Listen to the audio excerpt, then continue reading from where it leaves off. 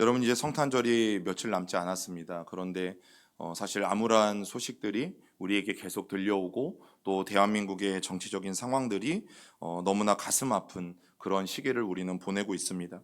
그리고 그런 소식들이 더 안타까운 것은 현실이 되어지고 또 언제 끝날지 모르게 계속해서 지속된다라는 점이 우리의 마음을 더욱더 암울하게 만드는 것 같습니다. 여러분 통계청이 발표한 2023년 사망 원인 통계를 보면 작년 한 해만 고의적인 자해로 안타깝게 삶을 마감한 사람이 13,978명이라는 보고가 나왔어요. 여러분 매일 38명이라는 사람들이 스스로 자기의 인생을 포기하고 저버리는 일들이 지금도 일어나고 있는 것이에요. 특히 눈에 띄는 것은 10대와 20대와 30대의 사망 원인 1위가 바로 고의적 자해입니다. 즉 10대, 20대, 30대의 젊은 사람들이 죽을 때에 그들이 가장 많이 죽는 원인이 바로 고의적 자해라는 점이고, 더 안타까운 것은 이 숫자가 매년 지금 늘어나고 있어요. 얼마나 막막했으면 그 젊은 친구들이 모진 결심을 했을까라는 생각들을 해보면 너무나 안타까움이 밀려오죠. 살아야 할 의미가 없어서 더 살고 싶지 않다고 말하는 한 청년이 있었는데, 여러분 그 청년이 상담을 받은 후에 그런 말을 합니다. 나를 신뢰해주고 끝까지 자기 말을 들어주는 한 사람만 있어도 스스로 생을 마치려는 사람은 없을 것이다. 여러분 경기도 하남에 가면 그 축구장이 있는데 그 미사리 축구장 옆에 약 2만 5천 평 부지에 수많은 나무들이 심겨져 있어요. 그런데 이 수많은 나무들이 심겨진 곳의 이름이 나무 고아원이에요. 2004년부터 운영을 시작해서 시민들의 사랑을 받는 명소로 자리매김한 이곳에는 1,700그루나 되는 수많은 나무들이 잘 자라고 있어요. 죽음을 목전에 둔 나무들을 구해달라는 연락을 받으면 당담자가 연락을 받고 그곳에 찾아가죠. 그리고 그 나무를 살릴 수 있을지 없을지 판단을 하고 이 나무 고아원으로 나무를 싣고 오는 거예요. 그리고 그 나무 고아원에 옮겨진 이 나무들을 보면 여러분 저마다 사연이 있다고 하죠. 도시가 개발되거나 그래서 아파트 단지가 들어서거나 아니면 갑자기 큰 도로가 들어서서 베어지는 나무들, 어쩔 수 없이 정리해야 되는 나무들, 여러분 그런 나무들을 곳곳에서 옮겨다가 심각한 나무들은 외과적인 수술도 거치고 또 가운데가 뻥 뚫린 나무들은 보형물도 채우면서 기사회생하는 경우가 많다라고 합니다. 상처가 깊었던 부위를 잘 치료해주고 그렇게 채워감으로 비록 나름의 아픈 사연은 있지만 그렇게 여러 가지 사연을 가지고 옮겨진 나무들이 이 나무 고아원에서 제2의 인생을 살아가는 거죠. 여러분 나무에게 우리는 너를 끝까지 포기하지 않는다. 누구에게요? 나무에게. 나무에게 우리는 너를 끝까지 포기하지 않는다는 사실을 확인시켜 주면서 나무마다 가진 그 사연을 알아주고 품어주는 사람들이 있어서 이 나무 고아원은 너무너무 아름다운 거죠. 그런데 여러분 나무 고아원에 심기어진 그 나무들보다 못한 사람이 이 세상에 존재할까 하는 것이에요. 나무보다 못한 인생이 과연 존재할까? 나무보다 못한 인생이 이 세상에 있을까라는 거죠. 혹시 그런 사람이 있다고 주장하는 사람들이 있다면 여러분 하나님을 믿는 저로서는 절대 그렇지 않다라고 분명히 말해주고 싶어요. 여러분 나무보다 귀한 게 사람이에요. 나무도 그렇게 죽어가는 나무도 거두어다가 제2의 인생을 살아갈 수 있도록 애지중지 가꾸고 애쓴다면 하물며 사람의 인생은 그것보다도 훨씬 더 중요하고 소중하다라는 사실이죠. 예수 그리스도는 이 땅의 모든 사람들을 위해서 오셨어요. 그리고 이 땅에 있는 모든 사람들은 너나 할 것 없이 모두가 하나님의 형상을 따라 지음받은 거룩한 존재라는 사실이에요. 여러분 세상에는 사람들을 등급을 나누잖아요. 사람들의 급을 나누잖아요. 사람들의 수준을 나누잖아요. 그러나 하나님은 우리를 그렇게 사랑한 적이 단 한 번도 없으세요. 모든 사람에게 똑같이 사랑하시는 그 사랑으로 말미암아 오늘 우리에게 예수 그리스도를 우리에게 보내주시는 그 놀라운 사랑의 하나님이 바로 우리가 믿고 있는 하나님이에요. 여러분 예수 그리스도는 이 땅의 모든 사람들을 위해서 오셨어요. 그리고 스스로 죽음을 고민하는 이 청년과 같은, 아무도 자기의 이야기를 들어주는 사람이 없는 그 청년과 같은 사람들을 위해서도 주님은 이 땅에 오셨다라는 사실이죠. 그래서 우리 모두에게는 예수 그리스도가 절대적으로 필요해요. 그리고 그 예수님은 우리 모든 사람을 위해서 이 땅에 오셨다라는 사실이에요. 오늘 성경이 이 땅에 그리스도의 오심이 큰 기쁨의 좋은 소식이다라고 우리에게 분명히 말해줘요. 그러면 오늘 그리스도의 나심이 왜 우리에게 그렇게 크고도 기쁜 소식인지, 왜 우리에게 그것이 좋은 소식인지, 여러분 오늘 이 목자들을 통해서 하나님은 우리에게 분명한 영적인 메시지를 던져줍니다. 첫 번째 이유는 하나님은 가장 낮은 자들도 외면하지 않으시고 가장 먼저 찾아오셨기 때문이고 가장 먼저 기쁜 소식을 말해 주셨기 때문이에요. 여러분 성경시대 목자들의 삶이 얼마나 고달팠었는지 오늘 단적으로 본문이 보여주는데 우리 2장 8절을 같이 읽어봅니다. 시작. 그 지역의 목자들이 밤에 밖에서 자기 양떼를 지키더니. 여러분 목자들이 추운 겨울밤 양떼를 지키고 있었어요. 추운 겨울밤 모두가 잠을 자고 있는 그 밤에 잠도 자지 못하고 영하로 떨어진 기온 가운데서 그들은 양을 지키고 있었다라는 거죠. 자, 그런 목자들의 삶이 낭만적으로 보이세요?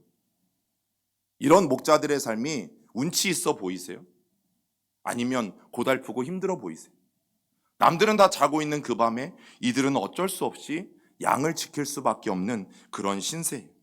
여러분 원래 이스라엘 백성들은 유목민이었죠. 원래 목축을 하던 민족이에요. 그런데 그들의 삶의 패턴이 바뀌기 시작한 때가 언제냐면 바로 가나안에 들어와 살기 시작하면서부터예요. 여러분 가나안 사람들은 농사를 지었어요. 농사를 짓는 이 민족에게는 목축을 하는 민족이 굉장히 낮게 보여요. 그리고 가증스럽게 보여요. 그런데 그런 일들이 이스라엘 백성들에게도 일어난 거예요. 그들의 원래 생업은 목축이었어요. 그런데 그들도 가나안 땅에 들어와 살면서 이제 목축을 점점점 버리고 그들도 집을 짓고 농사를 짓기 시작했다라는 겁니다. 그것으로 말미암아 이제 농사를 짓는 사람들은 목축을 하는 사람들을 굉장히 안 좋게 보기 시작했어요. 가증스럽게 보기 시작했어요. 더욱이 예수님이 태어났던 이 당시에는 헤롯이 통치하던 때인데 여러분 그때는 인구가 급격히 늘어나면서 도심에 있었던 수많은 목초지들을 다 개간하기 시작했어요. 그래서 뭘 만들었을까요? 집을 짓고 그리고 그곳에 농경지를 만들기 시작했어요. 그러면 양을 치던 목자들은 이제 어떻게 돼요? 점점 멀리, 도심에서 더 멀리 쫓겨나는 신세가 될 수밖에 없었던 것이죠. 여러분 그렇게 당시의 목자들은요, 이리 밀리고 저리 밀리고 이리 치이고 저리 치이고 그런 사회적인 약자들의 대명사가 목자예요. 우리는 목자 하면 어떤 이미지를 떠올릴지 모르지만 당시의 목자들은 사회적으로 가장 약한 사람들이었어요. 사회적으로 최하층의 사람들이었고 그리고 가장 극빈한 사람들이 바로 목자였다라는 사실이. 그것만이 아니라 당시 목동의 이미지는 굉장히 나빴는데요. 베들레헴에서 주로 양을 많이 키웠거든요. 베들레헴과 예루살렘의 거리는 8km밖에 되어지지 않아요. 그래서 베들레헴에서 키워진 양들이 예루살렘에서 성전에서 제사 드리는 그 제물로 쓰여졌기 때문에 가까운 베들레헴에서 양들을 많이 키웠던 거죠. 자, 그런데 문제가 있었어요. 그러다 보니까 당시에 원래 목자는 따로 있고 양들의 주인은 따로 있고 일명 돈을 주고 산 목자들, 목동들이 양을 키우고 있는 거예요. 주인은 따로 있고 월급을 주는 목자들이 그 양떼를 지키고 있었던 상황인 거죠. 자, 그러다 보니까 이제 어떤 일이 일어나요? 그 양들을 맹수들이 잡아먹을 때가 있어요. 그리고 수많은 양떼들을 이끌고 다니다 보니까 실수해서 양들을 잃어버릴 때가 있어요. 자, 그러면 배상을 해야 되잖아요. 그런데 목자들이 받는 그 월급은 굉장히 작아요. 사회적인 극빈자라고 말씀을 드렸잖아요. 그러다 보니까 양 한 마리를 잃어버렸을 때 그것을 배상할 수 있는 돈이 없는 거예요. 그러다 보니까 어떻게 합니까? 이제 이런 말 저런 말로 핑계대기 시작합니다. 이런 말 저런 말로 어떻게든 그 양값을 지불하지 않기 위해서 거짓말을 하기 시작해요. 그래서 목자들이 가지고 있는 가장 안 좋은 타이틀 중에 하나는 거짓말쟁이. 그래서 당시에 법정에서 증인으로 채택되지 않은 사람이 세리와 같은 사람들이었어요. 그리고 또 하나, 바로 거짓말쟁이라고 불리는 목자들. 여러분 이 사람들도 절대 증인으로 세우지 않았던 시대였어요. 그리고 때로는 멀리 갈 수 없을 때는요, 가까운 곳에 다른 사람들의 농경지에 들어가서 양들에게 풀을 뜯기기도 했기 때문에 강도라고 불리기도 했던 사람들이.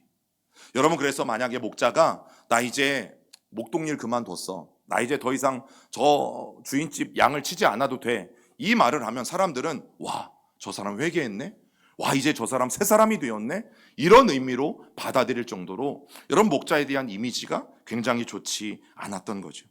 그런데 그렇게 이리 치이고 저리 치이고 거짓말쟁이로 여기고 사람들은 인정해주지 않고 증인으로조차도 세우지 않고 사회적으로 보면 최하층의 극빈자들이었던 목자들이 밤에 양을 칠 때 하나님은 가장 먼저 그 목자들에게 찾아가셨다는 사실이에요. 여러분, 누가복음 2장 9절에서 11절까지의 말씀을 읽어봅니다. 주의 사자가 곁에 서고 주의 영광이 그들을 두루 비추매 크게 무서워하는지라. 천사가 이르되 무서워하지 말라. 보라, 내가 온 백성에게 미칠 큰 기쁨의 좋은 소식을 너희에게 전하노라. 오늘 다윗의 동네에 너희를 위하여 구주가 나셨으니 곧 그리스도 주시니라. 여러분, 사회적인 위치로 보면 늘 가장 밑에 있었던 사람들, 아무도 알아봐 주지 않는 사람들. 그런데 오늘 예수 나심의 그 놀라운 소식이 가장 먼저 누구에게 전해집니까? 천대받는 목자들에게 전해졌어요. 여러분, 당시에 최고의 권력자였던 헤롯 궁전의 왕에게 이 소식이 전해진 게 아니죠. 또 예루살렘 성전에서 하나님의 제사를 담당하던 대제사장과 제사장들에게 이 놀라운 소식이 먼저 전해진 게 아니었어요. 오히려 최하층민인 목자들에게 가장 먼저 전해졌어요. 왜일까요? 하나님은 목자들을 너무너무 사랑하시기 때문에, 이들조차도 하나님은 너무너무 사랑하고 기억하고 계시기 때문에, 여러분, 그래서 예수 나심이 좋은 소식인 거예요. 하나님은 차별하지 않고 누구에게나 오셨기 때문에, 그리고 그 놀라운 소식을 목자들에게 가장 먼저 알려주셨기 때문에. 여러분, 제가 이제 부목사로 사역할 때 이제 교단에 어떤 세미나가 있었어요. 그래서 뭐 담임 목사님도 모시고 가고 또 같은 부교역자들도 다 가고, 그리고 이제 점심 식사 자리였어요. 첫날 세미나가 시작되기 전에 이제 점심 식사 자리였어요. 그리고 뭐 어떻게 앉다 보니까 제가 조금 문 앞에 이렇게 좀 앉았어요. 그런데 이제 밥을 먹다가 보면 이제 우리 교단에 제일 어르신이 계시잖아요. 총회장님, 일명 총회장님. 그런데 이제 밥을 먹는 중에 총회장님이 오셨어요. 그럼 어른이 오시면 어떻게 해야 돼요? 네, 다 일어나죠. 다 일어났어요. 그런데 여러분, 보통은 TV를 보시든 어디를 보시든 윗사람에게 사람들을 소개할 때 순서가 있잖아요. 누구부터 소개해요? 가장 그 중에서 높은 사람들부터. 저는 한 교회의 말단 부목사였어요. 근데 놀라운 일이 일어났어요. 그 총회장님이 딱 들어오시더니 저에게 오시는 거예요. 저는 그분을 몰라요. 저는 그분을 모르는데 저에게 딱 오시더니 손을 내미시면서 악수를 청하시는 거예요. 저는 악수를 했죠. 자, 그 다음 상황이 너무 재미있었어요. 자, 주변에 있는 사람들의 눈빛이 다 저에게 쏠린 거죠. 쟤는 도대체 뭔가? 쟤는 도대체 뭔데? 우리 총회장님이 여기 다른 분들도 계시고 뭐 더 이름 있는 목사님들도 계시고, 근데 다 제치고 왜 가장 먼저 저 젊은 부목사와 악수를 하는 걸까? 이런 눈치였어요. 쟤는 도대체 뭔가? 여러분, 그런 상황이에요. 목자들은 의아해했을지 몰라요. 왜 우리이지? 지금까지 한 번도 인정받아 본 적이 없어요. 지금까지 한 번도 존중받아 본 적이 없어요. 자기들이 말만 하면 거짓말이래. 진실을 말해도 거짓말이래. 사회적인 통념 때문에. 그런데 그런 자기들에게 하나님이 놀라운 복음의 소식을 전해야 되는데 가장 먼저 자기들에게 찾아와 주셨어요. 그리고 그 놀라운 복음의 소식을 가장 먼저 자기들에게 알려주셨어요. 여러분, 그래서 구주나심의 소식이 좋은 소식인 거예요. 버려지는 나무도 그렇게 소중히 가꾸어서 인생의 이 막을 살게 하는데, 여러분, 하물며 하나님 앞에 소중하지 않은 사람이 존재할까요? 여러분, 사람들은 그런 생각을 갖고 살아갈 때가 있어요. 나는 아무도 알아봐 주지 않아. 아무도 내 이야기를 들어주지 않아. 아무도 내 고민을 들어주지 않아. 아무도 내가 있는 것조차도 모를걸. 아무도 내가 여기에서 죽어도, 오늘 죽어도 아무도 나를 찾아오는 사람이 없을걸. 여러분, 그런 생각을 가지고 살아가는 사람들이 얼마나 많아요. 여러분, 오늘 목자들과 같이 정말 이 땅에 어렵고 소외되고 아무도 관심 가져주지 않는 사람들이 얼마나 많아요. 그런데 우리가 분명히 기억해야 될 것은 뭡니까? 예수님이 그 사람들을 위해서 오셨다라는 거예요. 예수님이 그 사람들을 찾아가셨다라는 거죠. 그리고 놀라운 복음의 소식을 가장 먼저 알려주셨다라는 겁니다. 여러분, 세상의 사람들은 이득이 되는 사람들에게 찾아가요. 나에게 도움을 줄 만한 사람들에게 찾아가죠. 그래서 청탁도 하고 친분을 과시하고 아부하고 굽신거리고 얼마나 많은 사람들이 그 사람들에게 찾아가서 무언가를 얻어내려고 노력하는지 몰라요. 반면 나에게 도움이 되지 않을 만한 사람들은 어때요? 찾아가지 않죠. 예, 말도 붙이지 않아요. 그게 세상이잖아요. 그런데 오늘 주님은 지극히 작은 자 하나에게 한 것이 나에게 한 것이라고 하셨어요. 지극히 작은 자 하나에게 찾아가는 것이 주님의 일이라고 하셨어요. 그래서 주님은 이 땅에 오시는 가장 처음 사건에 그 일을 먼저 몸소 보여주셨어요. 주님은 이 땅에 아무도 관심 두지 않는 사람들을 향해서 가셨어요. 아무도 기억하지 않는 목자들을 향해서 가셨어요. 왜냐하면 그들도 하나님이 너무너무 사랑하시는, 또 구원받아야 될 하나님의 자녀들이기 때문이죠. 여러분, 우리가 올해는 두 번째로 사랑의 라면 나눔을 했어요. 여러분들이 정말 기도하는 마음으로 한 박스, 두 박스 해주셔서 너무 감사해요. 그래서 작년에는 107박스, 그리고 올해는 138박스, 한 30박스 이상이 더 많이 여러분 모아졌어요. 그래서 지난주에도 광고한 것처럼 우리가 주민센터만이 아니라 또 우리가 요 앞에 있는 아동복지센터에도 함께 나눌 수 있었어요. 너무너무 감사한 일이죠. 왜 라면을 했냐면, 여러분 사회복지 담당자한테 물어봤어요. 가양동에서 어려우신 분들이 뭘 많이 찾으시냐. 그랬더니 그분이 라면이 필요하대요. 쌀은 이미 많이 가지고 계시고 나라에서도 나오기 때문에 라면이 많이 필요하다. 그래서 라면을 많이 찾는다. 교회에서 주실 거면 라면을 좀 도와주시면 좋겠다. 여러분, 그래서 라면을 시작한 거예요. 그리고 이왕이면 제가 땡심을 좋아하는 건 아니지만 그쪽 지분은 아무것도 없지만 그래도 이왕이면 모든 사람들이 가장 좋아하는 라면으로 우리가 그렇게 2년째 나누고 있는 거예요. 작다면 작아요. 아무것도 아닐 수도 있어요. 그런데 아무리 작은 것이라도 우리의 손길이 미치지 않는 그곳에 그리스도의 사랑을 우리가 실천할 수 있다면, 여러분, 우리는 손을 내밀어야 하는 거죠. 그리고 가야 하는 거죠. 여러분, 주님이 목자들과 같이 그 당시 사회에서 가장 낮은 자리에 있고 소외되고 고통스러운 삶을 살아가는 이들에게 찾아가셨다면, 또 그들에게 구준하심을 가장 먼저 전했다면, 여러분, 주님이 하신 그 일을 우리도 하는 것이 너무너무 마땅한 거죠. 우리도 그 소식이 필요한 이들에게 그래서 좋은 소식을 전해 주어야 돼요. 그리고 그리스도인들이 누군가를 섬기고 도울 때는요, 아무런 대가를 바라지 말아야 돼요. 내가 누군가를 섬겼을 때 어떤 보상이 있을까? 어떤 대가가 있을까? 아무것도 바라지 않고 그냥 감사하는 마음과, 왜? 우리는 이미 예수 그리스도를 통해서 사랑을 받은 사람들이기 때문에 무조건 감사하는 마음으로 그 일들을 행하는 거예요. 여러분, 그런 자들에게 하늘의 상급을 기대할 수 있는 것이에요. 그렇기 때문에 우리는 가야 해요. 주님이 가셨기 때문에 우리는 가야 해요. 그래서 그 하나님의 사랑이 더 낮은 곳으로 계속해서 흘러갈 수 있도록, 여러분, 우리는 계속해서 함께 가야만 합니다. 그리고 이제는 우리가 구준하심을 전하는 그 좋은 소식이 되어야 하는 것이죠. 여러분, 두 번째는 이제 더 이상 사람들에게 거절당하거나 외면당하지 않게 되었기 때문에 예수님의 오심이 좋은 소식이 됩니다. 사람들에게 있어서 거절감은요, 긍정적인 영향보다 부정적인 영향을 훨씬 더 많이 끼칩니다. 정서적으로 보면 슬픔과 고통도 안겨주고, 더 안타까운 것은 분노와 두려움을 유발한다라는 거죠. 그래서 그 분노와 두려움, 그런 것들로 인해서요, 여러분, 스토킹 범죄 같은 일어나지 말아야 될 범죄들이 생겨나기도 하는 겁니다. 그리고 인간의 자존감을 가차없이 갉아먹어요. 그 거절감은 자꾸 우리를 주눅들게 만들어요. 그래서 많은 사람들 앞에 계속해서 더 이상 나가지 못하게 만들고, 너는 그것밖에 안 돼. 너는 세상에서 필요 없는 존재야. 너는 태어나지 말았어야 되는 존재야. 자꾸만 듣지 말아야 될 말들을 여러분 우리 가운데 듣게 만드는 것이 거절감이라는 잘못된 감정이에요. 여러분, 그런 목자들에게 한밤중에 천사들이 나타났어요.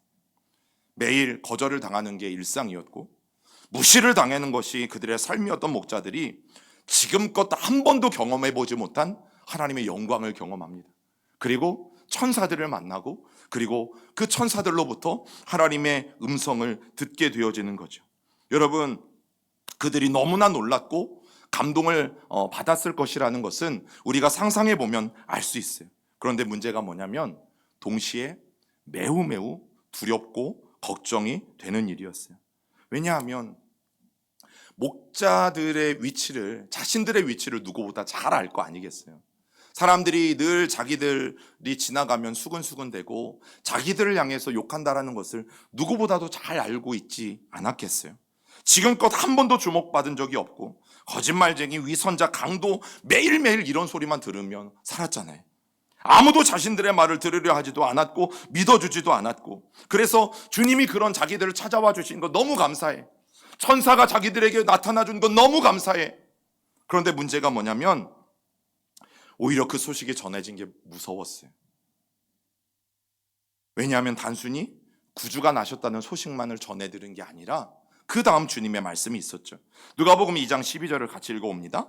너희가 가서 강보에 쌓여 구유에 누워 있는 아기를 보리니 이것이 너희에게 표적이. 여러분, 천사들은 가라고 했어요. 구주 나심의 소식을 너희들에게 전해준 것, 그냥 그것에 끝나지 말고 가라고 했어요.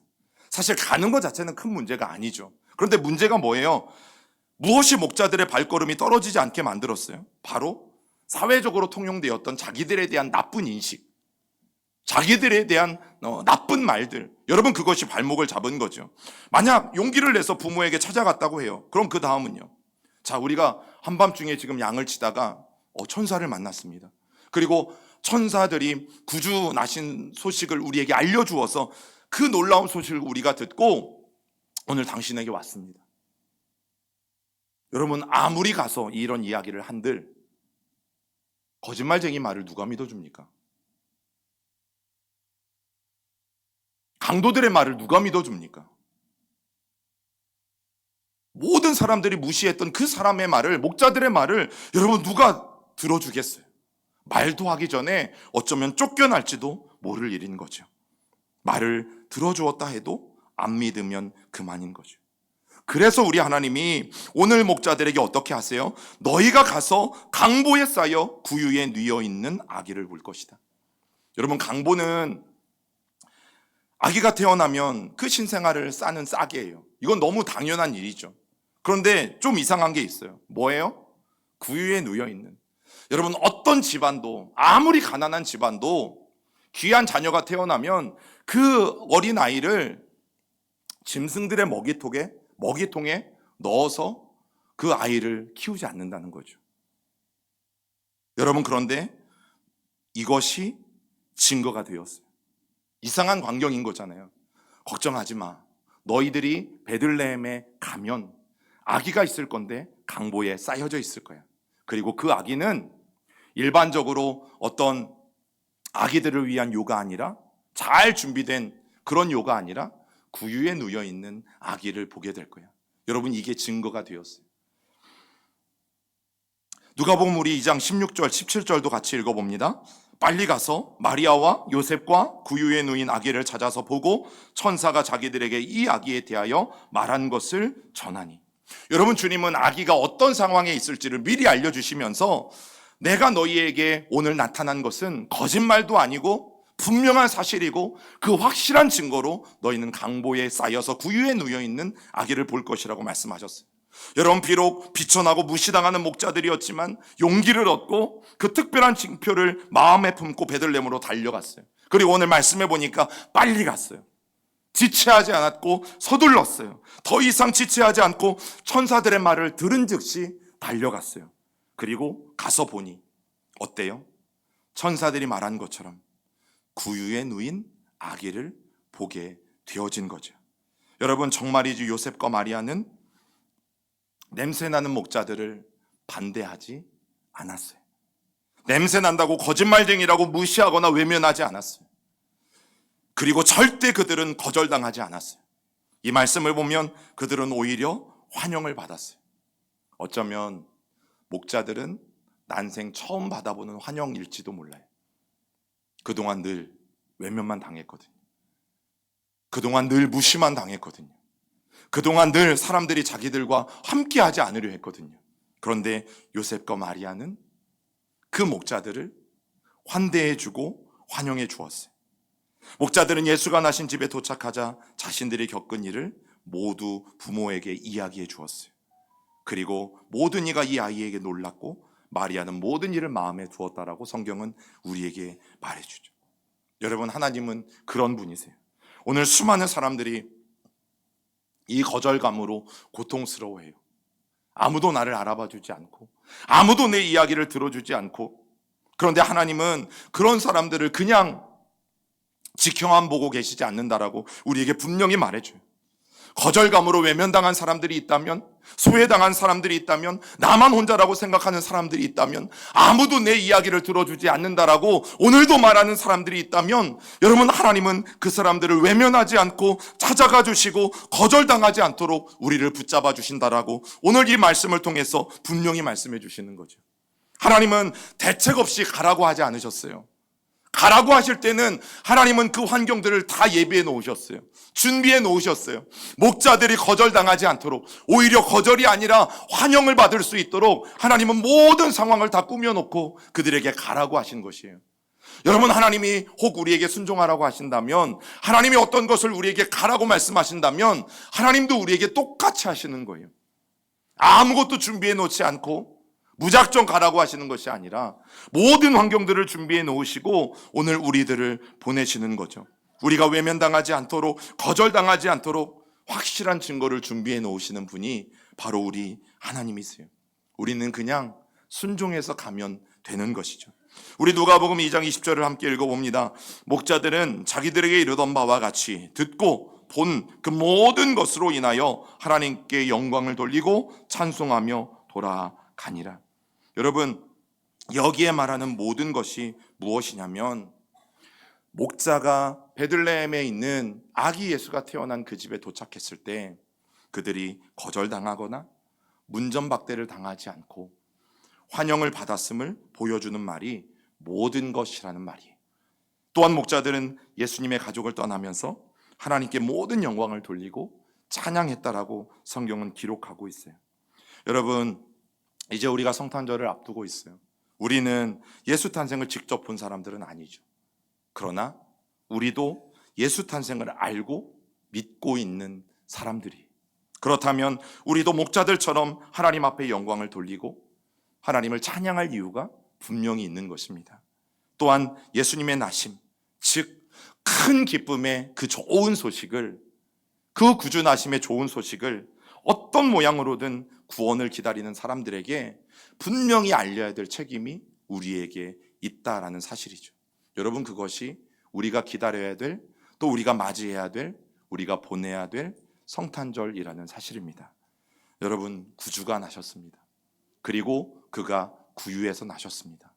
그러나 그들은 그렇게 목자들과 같이 소외되고 어렵고 외로워하고 고통스러워하는 이들을 외면하지 않으시고 그들을 위해서 오셨다라는 사실을 우리가 다시 한번 마음에 품고, 우리 가운데 이미 부어진 그 사랑이 계속해서 더 낮은 곳으로 올라갈 수 있는 우리 교회와 우리 성도들이 되기를 주님의 이름으로 간절히 축원합니다. 우리